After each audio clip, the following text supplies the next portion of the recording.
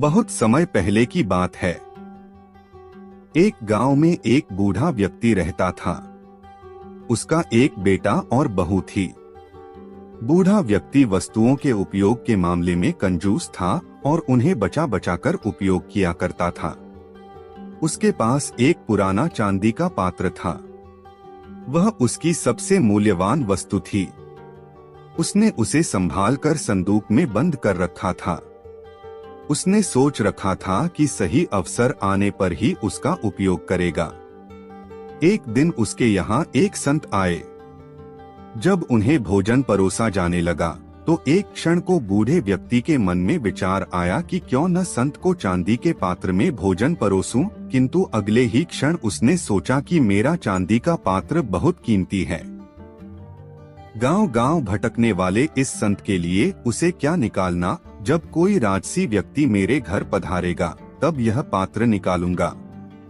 यह सोचकर उसने पात्र नहीं निकाला। कुछ दिनों बाद उसके घर राजा का मंत्री भोजन करने आया।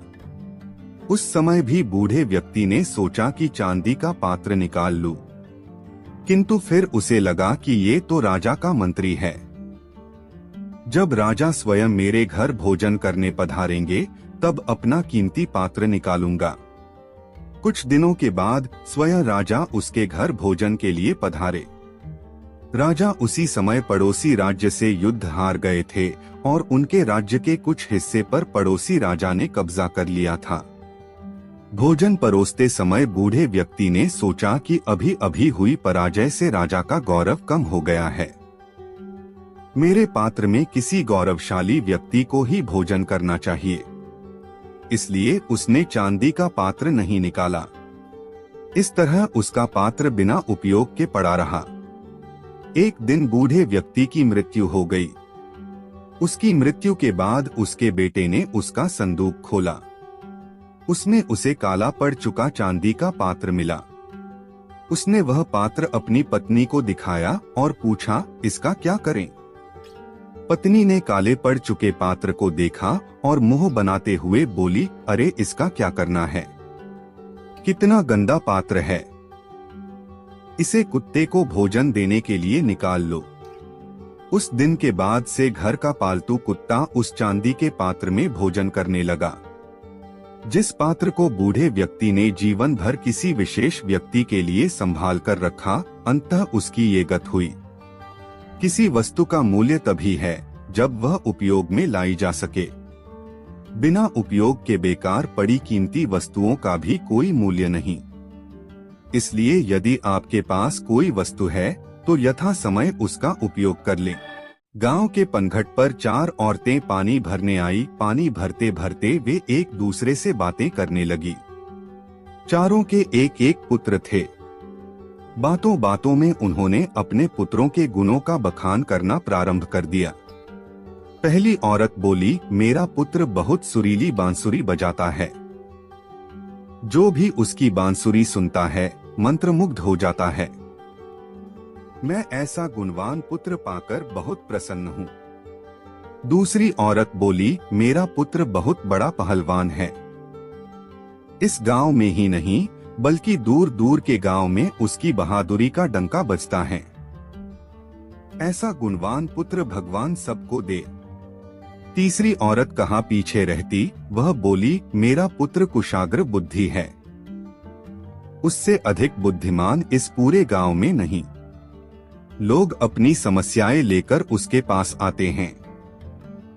मैं ऐसा पुत्र पाकर धन्य हो गई। चौथी औरत ने सबकी बातें सुनी लेकिन कहा कुछ भी नहीं।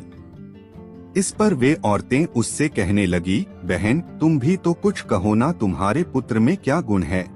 कोई न कोई गुण तो उसमें अवश्य होगा। वह औरत बोली, क्या कहूँ बहनों, मेरे पुत्र में तुम्हारे पुत्रों की तरह कोई गुण नहीं है। उसकी बात सुनकर तीनों औरतों ने गर्व से अपना सिर उठा लिया। कुछ देर में सबने पानी भर लिया और वापस जाने के लिए अपना अपना घड़ा उठाने लगी।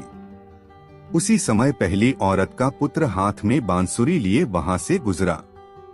उसने देखा कि उसकी मां पानी से भरा घड़ा नहीं उठा पा रही है। किंतु वह यह अनदेखा कर बांसुरी बजाते हुए वहां से चला गया।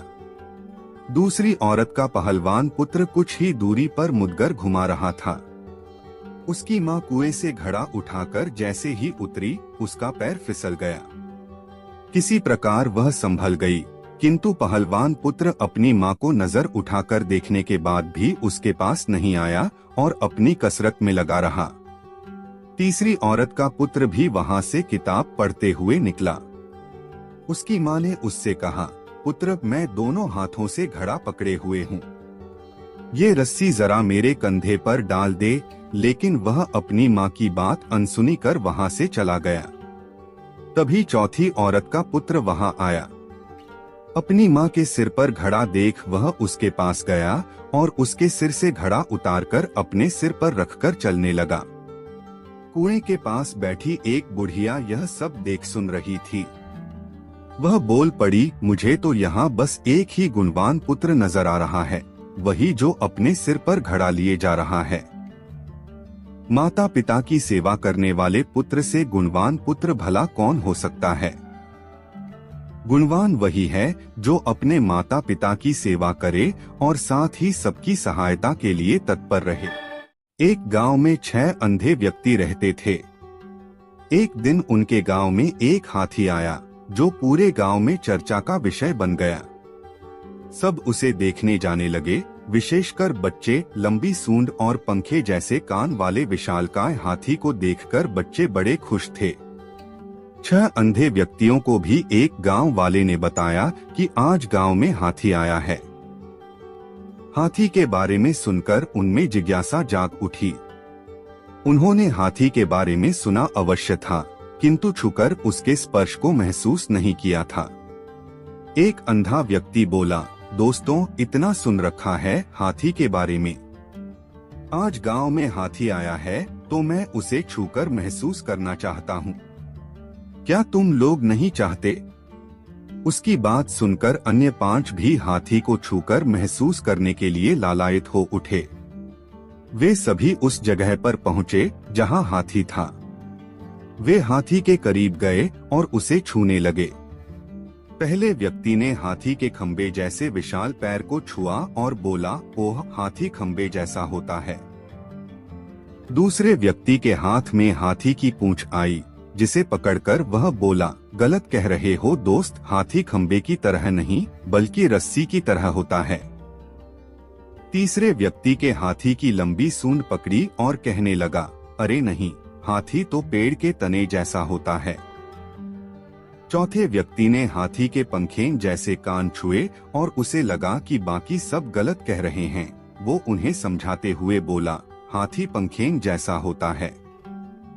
पांचवें व्यक्ति ने हाथी का पेट छूते हुए कहा, अरे तुम सब कैसे अजीब बातें कर रहे हो, हाथी तो दीवार की तरह होता है।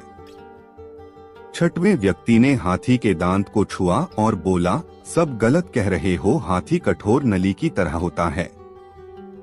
सब अपनी अपनी बात पर अडिग थे, कोई दूसरे की बात सुनने को तैयार नहीं था। वे आपस में बहस कर अपनी बात सही साबित करने में लग गए। धीरे धीरे बहस बढ़ती गई और झगड़े में तब्दील हो गई। उस समय एक सयाना व्यक्ति वहां आया। उन सबको झगड़ते हुए देख उनसे पूछा, तुम लोग आपस में क्यों झगड़ रहे हो? 6 अंधे व्यक्तियों ने उसे बताया कि वे हाथी को छूकर महसूस करने आए थे और उसे छूने के बाद हम सब में बहस हो रही है कि हाथी होता कैसा है। फिर सबने उसे अपना आकलन बताया। उनकी बात सुनकर सयाना व्यक्ति हंस पड़ा और बोला, तुम सब लोग खुद को सही साबित करने के लिए झगड़ रहे हो और सच ये है कि तुम सब सही हो। ऐसा कैसे हो सकता है? अंधे व्यक्ति हैरत में बोले। बिल्कुल हो सकता है और ऐसा ही है। तुम सब अपनी अपनी जगह सही हो। तुम लोगों ने हाथी के शरीर के अलग अलग अंगों को छुआ है और उसके हिसाब से उसका वर्णन किया है, इसलिए हाथी के बारे में तुम्हारा आकलन भिन्न है। वास्तव में हाथी तुम सबके आकलन अनुसार ही है। वह खंबे जैसे पैरों वाला, पंखे जैसे कान वाला, रस्सी जैसे पूंछ वाला, तने जैसे सूंड वाला, दीवार जैसे पेट वाला, नली जैसे दांतों वाला एक विशालकाय जानवर है। इसलिए झगड़ा बंद करो और अपने अपने घर जाओ। यह सुनकर सब सोचने लगे कि हम सब बेकार में ही झगड़ रहे थे और फिर सब घर लौट गए। अक्सर हम किसी विषय के संबंध में सीमित ज्ञान के आधार पर अपनी धारणा बना लेते हैं और दूसरों से अपनी धारणा को लेकर उलझ जाते हैं तथा स्वयं को सही साबित करने की कोशिश करने लगते हैं। कई बार फर्क नजरिए का होता है। किसी भी चीज को देखने का हमारा नजरिया दूसरों से भिन्न हो सकता है। हमें एक दूसरे के नजरिए का भी सम्मान करना चाहिए। बहुत समय पहले की बात है। एक गांव में एक किसान रहता था। उसके पास 2 घड़े थे।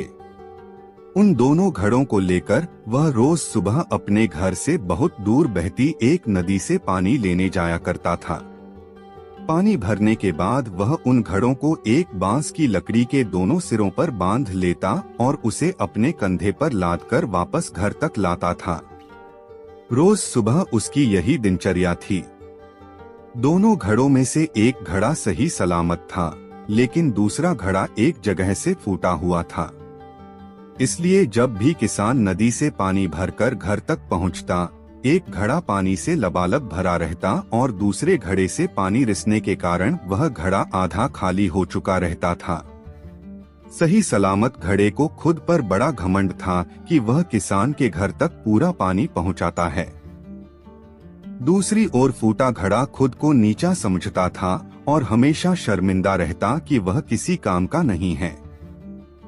उसे ग्लानि महसूस होती कि उसके कारण किसान की पूरी मेहनत बेकार चली जाती है।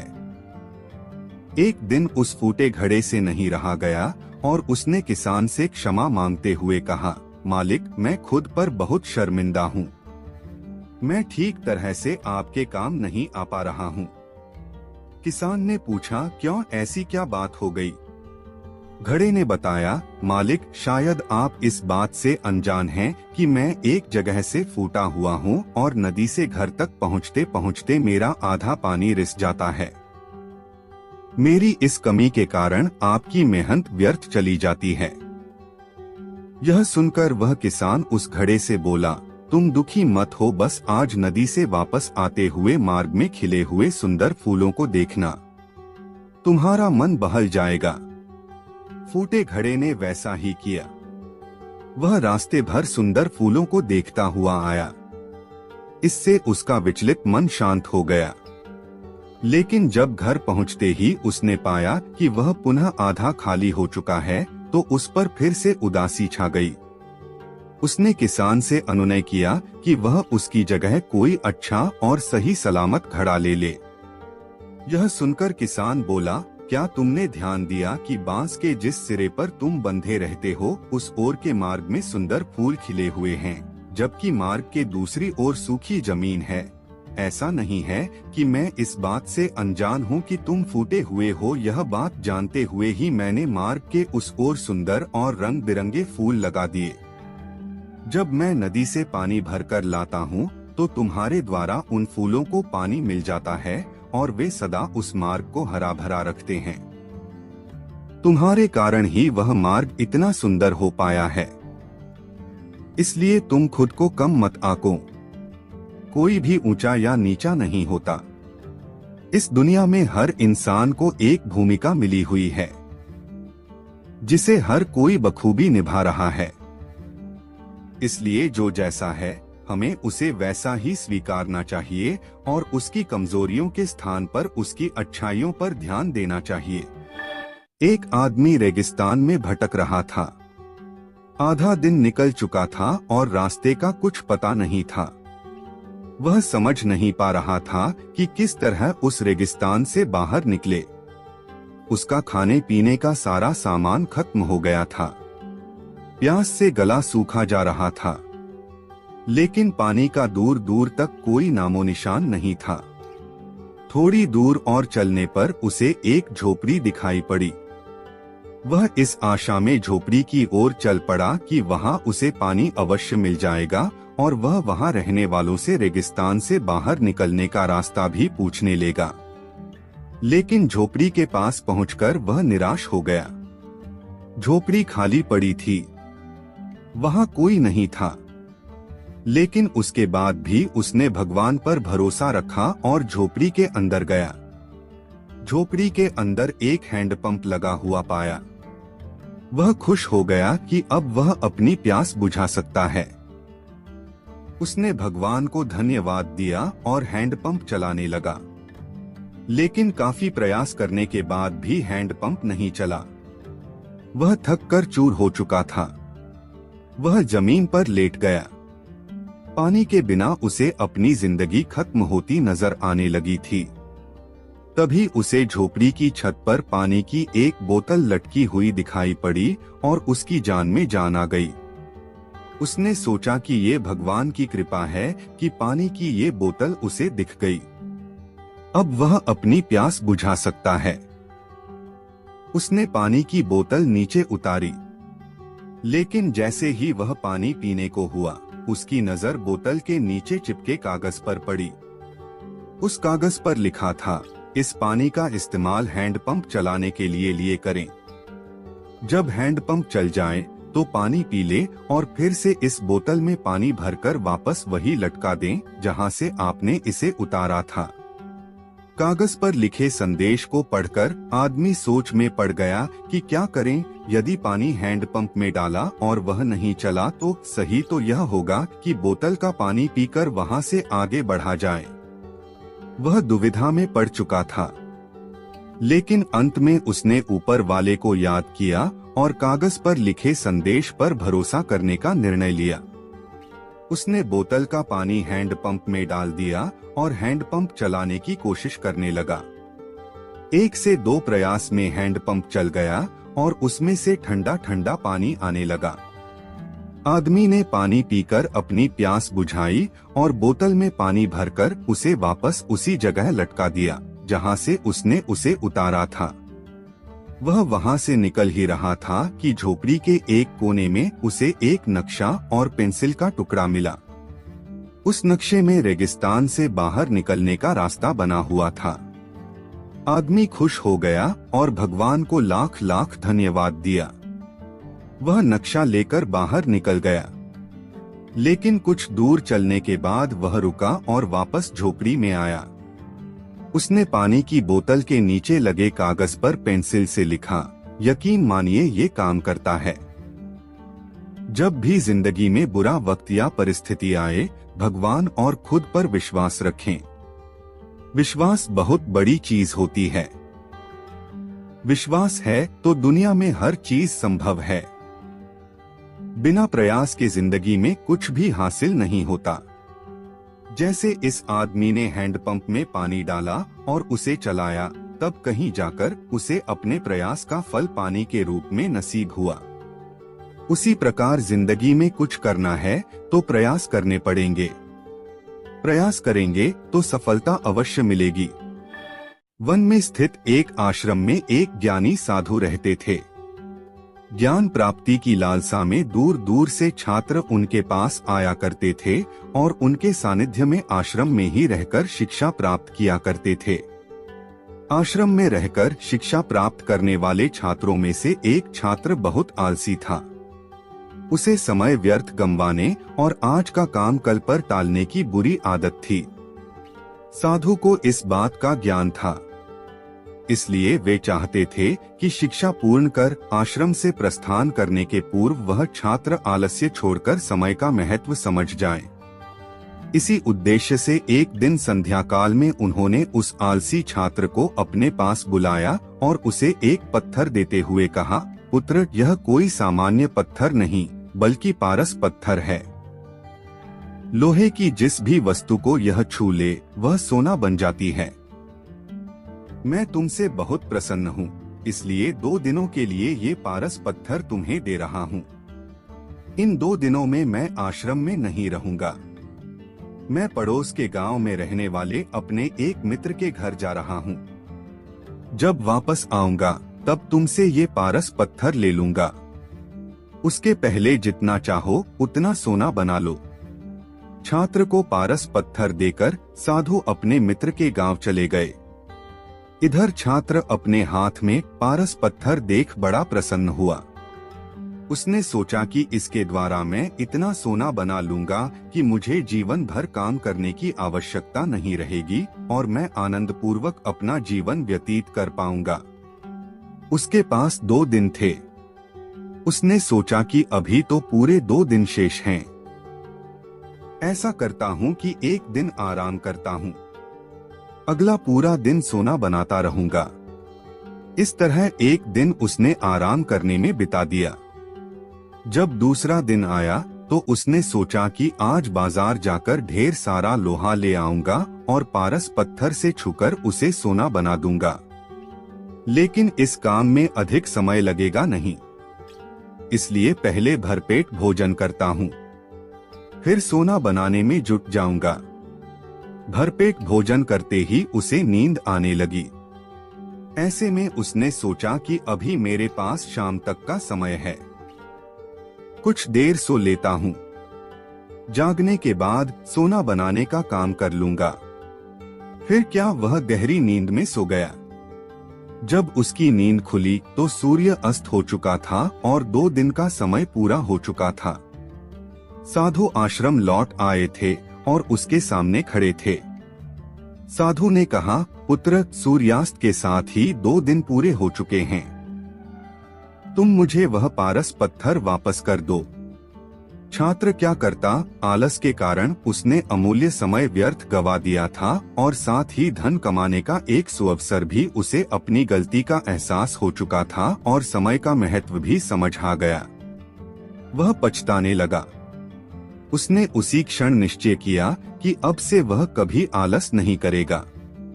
जीवन में उन्नति करना चाहते हैं तो आज का काम कल पर टालने की आदत छोड़ दें। समय अमूल्य है, इसे व्यर्थ ना गंवाएं, क्योंकि एक बार हाथ से निकल जाने के बाद समय कभी दोबारा वापस नहीं आता। कई वर्षों पहले एक राज्य में मिदास नामक एक लोभी राजा राज करता था। उसकी एक बहुत ही सुंदर पुत्री थी जिसका नाम मेरीगोल्ड था। मिदास अपनी पुत्री से बहुत प्रेम करता था, किंतु उससे कहीं अधिक उसे सोने से प्रेम था। उसके खजाने में सोने का भंडार था। उतना सोना दुनिया में किसी भी राजा के खजाने में नहीं था। इसके बाद भी खजाने में जितना सोना बढ़ता, राजा मिदास की लालसा उतनी ही बढ़ती जाती थी। उसके दिन का अधिकांश समय खजाने में रखे सोने को गिनने में निकल जाता था। सोने की लालसा में अक्सर वह अपनी पुत्री को अनदेखा कर देता था। दिन पर दिन उसकी सोने की ललक बढ़ती जा रही थी और अधिक सोना प्राप्त करने के उद्देश्य से उसने एक बार अन्नजल त्याग कर ईश्वर की कठोर उपासना की। उसकी उपासना से प्रसन्न होकर एक परी ने उसे दर्शन दिए और मनचाहा वरदान मांगने को कहा। मिदास बोला, हे परी, मुझे वरदान दीजिए कि मैं जिस भी वस्तु को छूं वह सोने की बन जाए। परी मिदास की लालसा समझ रही थी।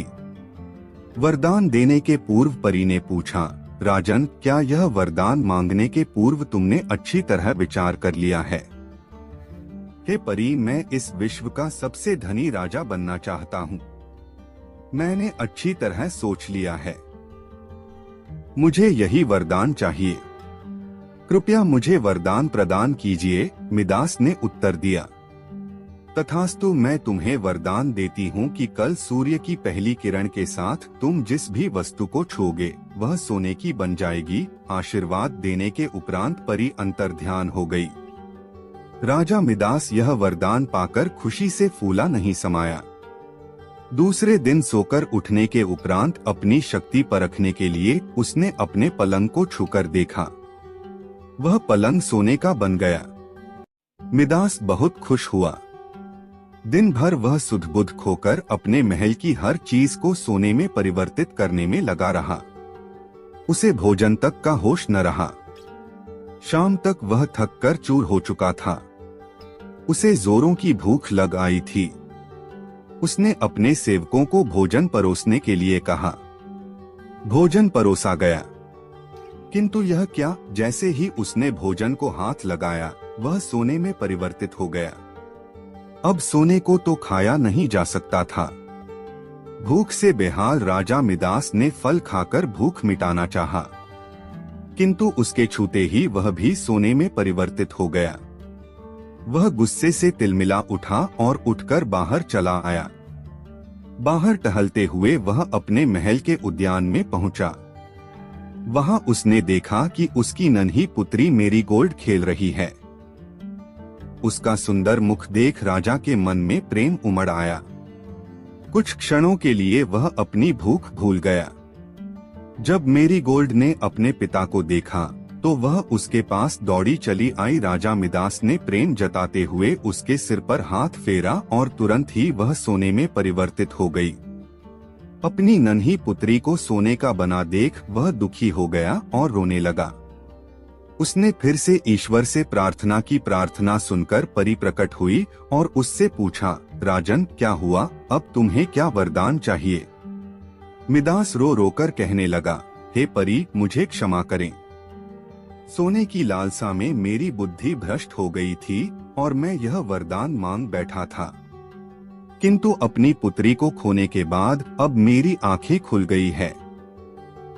मुझे समझ आ गया है कि हर वस्तु अमूल्य है और उन सब में सबसे अमूल्य है मेरी पुत्री। हे परी, कृपया यह वरदान वापस ले लें और मुझे मेरी पुत्री लौटा दें। अब मैं सोने की लालसा त्याग दूंगा और अपना कोषागार निर्धनों और जरूरतमंदों के लिए खोल दूंगा। परी ने जब उसके पछतावे के आंसू देखे तो अपना वरदान वापस ले लिया। राजा मिदास की पुत्री अपने वास्तविक स्वरूप में आ गई।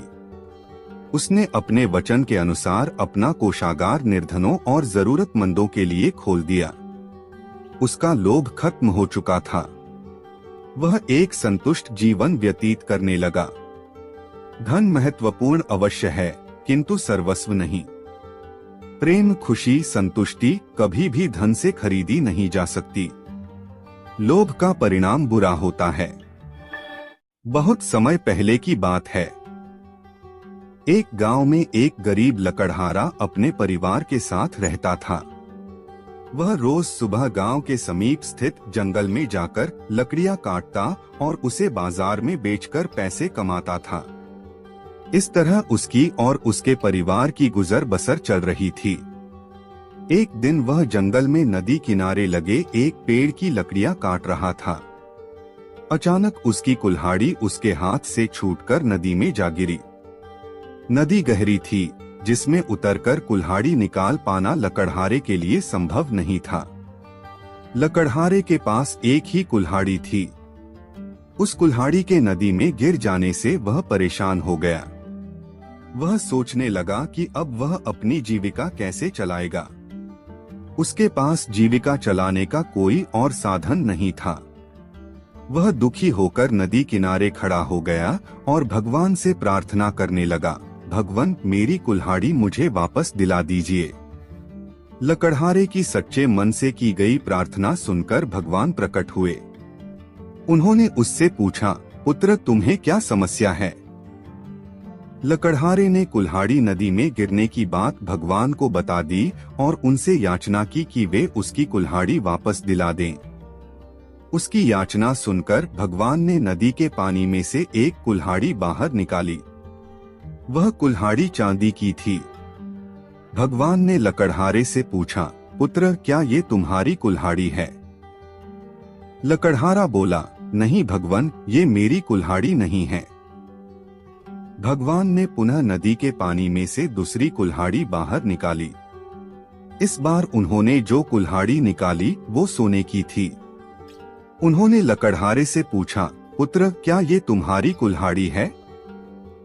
लकड़हारा बोला, नहीं भगवान, ये मेरी कुल्हाड़ी नहीं है। भगवान बोले, इसे अच्छी तरह से देख लो, ये सोने की कुल्हाड़ी है। क्या वास्तव में ये तुम्हारी नहीं है? नहीं भगवान, लकड़हारा बोला, सोने की इस कुल्हाड़ी से लकड़ियां नहीं कटती। ये मेरे किसी काम की नहीं है। मेरी कुल्हाड़ी तो लोहे की है। भगवान मुस्कुराए और इस बार जो कुल्हाड़ी उन्होंने निकाली वह लोहे की थी। वह कुल्हाड़ी लकड़हारे को दिखाते हुए भगवान ने पूछा, पुत्र क्या यही है तुम्हारी कुल्हाड़ी? इस बार कुल्हाड़ी देख लकड़हारा प्रसन्न हो गया और बोला, भगवान, यही मेरी कुल्हाड़ी है। आपका बहुत बहुत धन्यवाद। भगवान लकड़हारे की ईमानदारी देख बहुत प्रसन्न हुए और बोले, पुत्र, मैं तुम्हारी ईमानदारी से अत्यंत प्रसन्न हूँ, इसलिए तुम्हें लोहे की कुल्हाड़ी के साथ साथ सोने और चांदी की कुल्हाड़ी भी देता हूँ। यह कहकर भगवान अंतर्ध्यान हो गए। लकड़हारा अपनी ईमानदारी के कारण पुरस्कृत हुआ। सदा ईमानदार रहें। ईमानदारी सदा सराही जाती है।